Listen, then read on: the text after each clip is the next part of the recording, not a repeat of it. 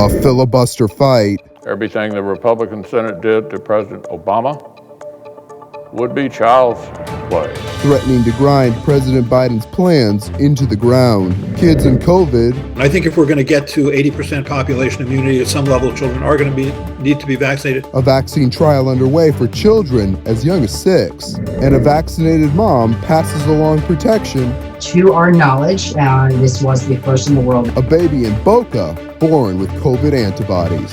It's all coming up on Newsbreak. Hello, South Florida. I'm Zitlali Solache, and today is Wednesday, March 17th, 2021.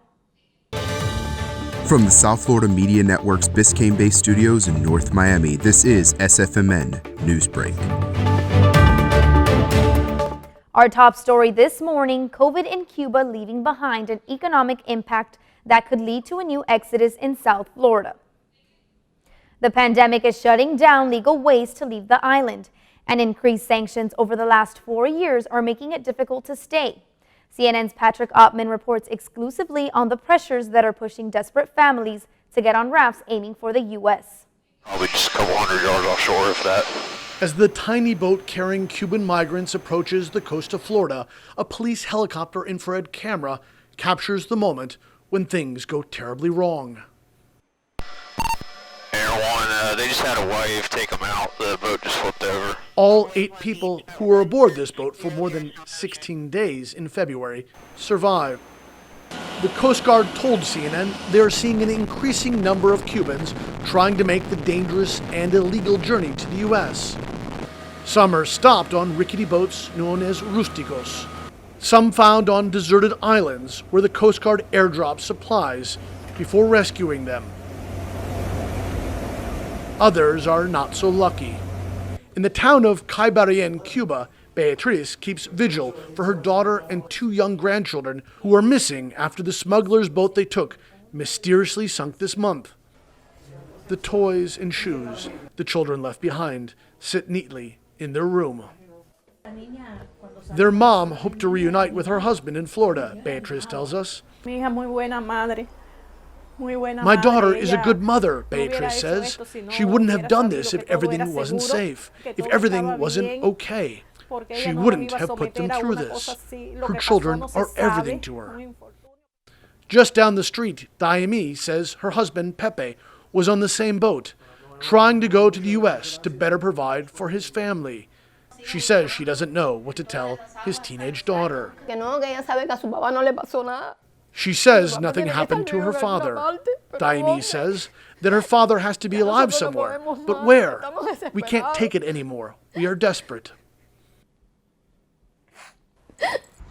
Cuba has been hit hard by the impacts of the coronavirus and increased U.S. sanctions under the Trump administration. Tough economic conditions in the past led to waves of Cubans fleeing the island by boat. Patrick Ottman, CNN, Caibarien, Cuba.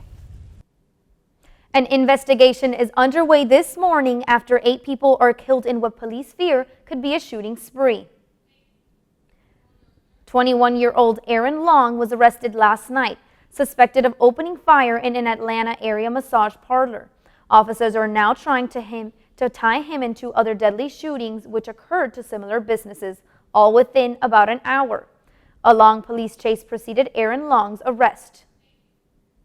Senate budget rules allowed Democrats to pass the president's relief bill without any Republican support. Now the minority leader has a warning for Democrats who try to expand that power. And I want our colleagues to imagine a world where every single task, every one of them, requires a physical quorum. Everything that Democrat senates did to Presidents Bush and Trump, everything the Republican Senate did to President Obama would be child's play compared to the disaster that Democrats would create for their own priorities if they break the Senate. A filibuster is a procedural delay tactic that can be used on bills that have less than 60% support. Right now, the majority party can skirt it, but only on budget bills. Republicans are fighting to prevent any rule changes. Children being vaccinated could be the big step in the goal of reaching herd immunity in the U.S. Right now, children between 6 months and 11 years old have already been vaccinated in Moderna pediatric trial. Medical experts believe that are simply not enough adult Americans to reach the required level of vaccination. I think if we're going to get to 80% population immunity, at some level, children are going to need to be vaccinated. A Gallup poll from February shows more than 70% of Americans say they're willing to get a COVID-19 vaccine. A baby in South Florida, the first in the world to be born with COVID vaccine antibodies after the mother is vaccinated. That's still ahead, and so is this story. That truck is just hanging on by a little chain when I looked over.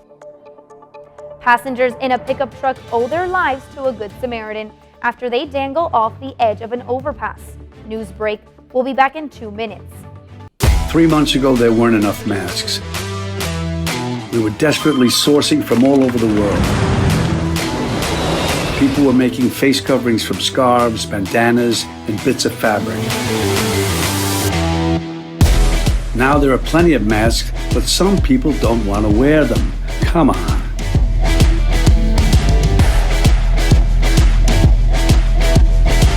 Mask up, America. You're the engine that makes all things go, and you're always in disguise, my hero. I see your light in the dark, smile in my face when we all know it's hard. You're doing a good job, a good job. You're doing a good job, don't get too down. The world needs you now, know that you matter, matter. Touchdown! Oh, did you see that? Whoa, we scored? Yeah, we scored, going to the playoffs. I can't believe I missed that. Every time I'm buzzed, I spend too much time on my phone. What? I should take your phone away. No, I'll call for a ride. Hey, why does my face look like that? I'm playing with these new face filters. Okay, you know what? Yep, that's mine. But I need that back. No. Kevin! There are 16 million children struggling with hunger in America. That's 1 in 5 daughters, sons, neighbors, and classmates who don't know where their next meal is coming from. Yet billions of pounds of good food go to waste every year. It's time we do something about it. Feeding America is a nationwide network of food banks that helps provide meals to millions of kids and families in need. Visit feedingamerica.org to help them feed even more. Together, we can solve hunger. Together, we're feeding America.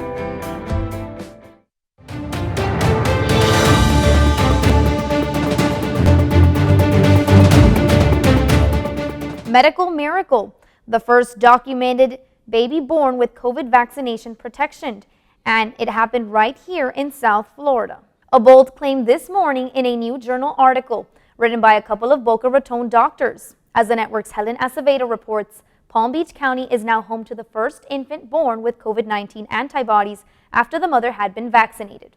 To our knowledge, this was the first in the world that was reported of a baby being born with antibodies after a vaccination.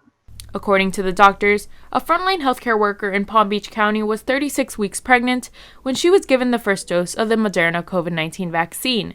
The baby girl was born 3 weeks later in late January, and a blood sample was taken. We tested the baby's, what we called the cord blood, or the baby's blood, to see if the antibodies from the vaccine in the mother passed to the baby, which is something that we see happen with other vaccines given during pregnancy.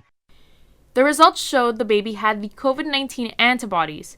Doctors at VI Pediatrics in Boca Raton say this is significant in the fight to protect children from COVID-19. This is one small case in what will be thousands and thousands of babies born to mothers who've been vaccinated over the next several months. But the article on the findings published by Dr. Paul Gilbert and Dr. Chad Rudnick for the website MedRxiv reveals that there are some factors that indicate that infants born to vaccinated mothers will remain at risk for infection. Further studies have to determine how long this protection will last. They have to determine at what level of protection or how many antibodies does a baby need to have circulating in order to give them protection. The doctors say their paper has been accepted for publication and they are just waiting for the journal to put it up on their site. Helen Acevedo, South Florida Media Network. Quite a story to tell this morning after all passengers survive a truck taking a wrong turn and ending up dangling over a bridge. The first person there to save the passengers, a tow truck driver who just happened to be driving by. I was just at the right place at the right time, and actually I give all the credit to God that I was there. That truck is just hanging on by a little chain when I looked over. So render the vehicle safe by attaching some chains to the rear of the vehicle so that way it wouldn't break with the chains that were holding it at the present time that we were there.